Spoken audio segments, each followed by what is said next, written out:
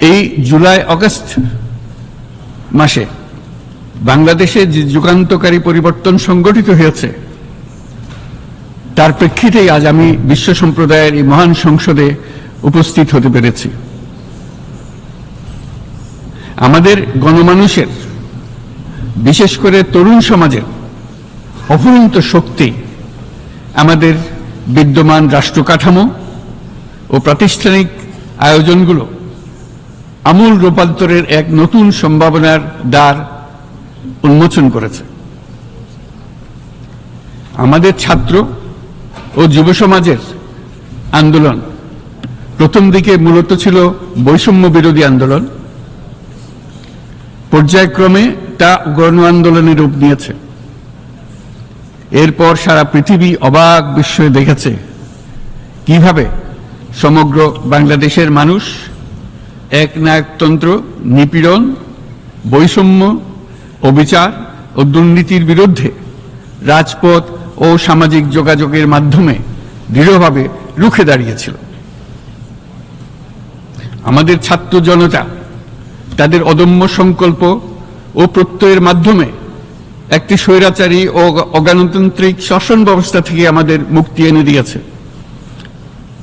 তাদের এই সংকল্পের মধ্যেই আমাদের দেশের ভবিষ্যৎ নিহিত।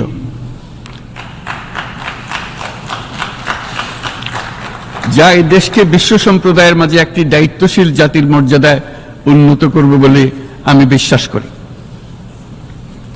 এই গণ আন্দোলন রাজনৈতিক অধিকার ও উন্নয়নের সুবিধা বঞ্চিত বাংলাদেশের আপামর জনসাধারণকে ঐক্যবদ্ধ করেছে। বাংলাদেশের মানুষ উন্নয়ন কর্মকাণ্ডকে অন্তর্ভুক্তিমূলক অংশীদারিত্ব রূপে দেখতে চেয়েছিল। আমাদের জনগণ একটা ন্যায্য, অন্তর্ভুক্তিমূলক ও কার্যকর গণতন্ত্রের জন্য লড়াই করেছে, যার জন্য আমাদের নতুন প্রজন্ম জীবন উৎসর্গ করেছে। আমাদের এই তরুণীরা যে প্রজ্ঞা, সাহস ও প্রত্যয় দেখিয়েছে তা আমাদের অভিভূত করেছে, সারা বিশ্ববাসীকে অভিভূত করেছে। বন্দুকের গুলি উপেক্ষা করে বুক পেতে দাঁড়িয়ে গিয়েছিল আমাদের এই তরুণরা। অবৈধ রাষ্ট্র ক্ষমতার বিরুদ্ধে প্রবলভাবে সোচ্চার হয়েছিল আমাদের তরুণ তরুণীরা, স্কুল পড়ুয়া কিশোর কিশোরীরা। তারা নিঃসঙ্গ চিত্তে উৎসর্গ করেছিল তাদের জীবন। শত শত মানুষ চিরতরে হারিয়েছে তাদের দৃষ্টিশক্তি। আমাদের মায়েরা, দিনমজুররা ও শহরের অগণিত মানুষ তাদের সন্তানদের কাঁধে কাঁধ মিলিয়ে নেমেছিল রাজপথে। তপ্ত রোদ, বৃষ্টি, মৃত্যু ভয়কে তোয়াক্কা না করে তারা সত্য ও ন্যায়সঙ্গত আকাঙ্ক্ষার বিরুদ্ধে দীর্ঘকালব্যাপী রাষ্ট্রযন্ত্রকে পরিচালনা করার অশুভ ষড়যন্ত্রকে পরাভূত করেছিল। জনগণের এই আন্দোলনে আমাদের জানা মতে প্রায় 800-এরও বেশি জীবন আমরা হারিয়েছি স্বৈরাচারী শক্তির হাতে। উদারনীতি, বহুত্ববাদ ও ধর্মনিরপেক্ষতার উপর মানুষের গভীর বিশ্বাস থেকেই বাংলাদেশ রাষ্ট্রের অভ্যুদয় হয়েছিল।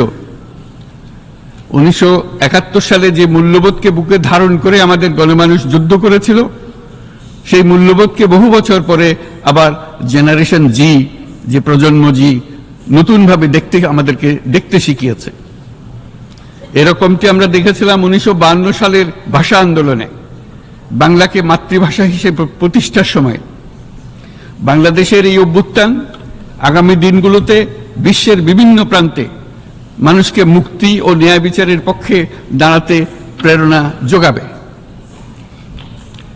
আমাদের মুক্তি ও গণতান্ত্রিক আকাঙ্ক্ষাকে বাস্তবে রূপ দিতে আমি তাই আজ বিশ্ব সম্প্রদায়কে আমাদের নতুন বাংলাদেশের সঙ্গে সম্পৃক্ত হওয়ার উদাত্ত আহ্বান জানাচ্ছি। মাননীয় সভাপতি,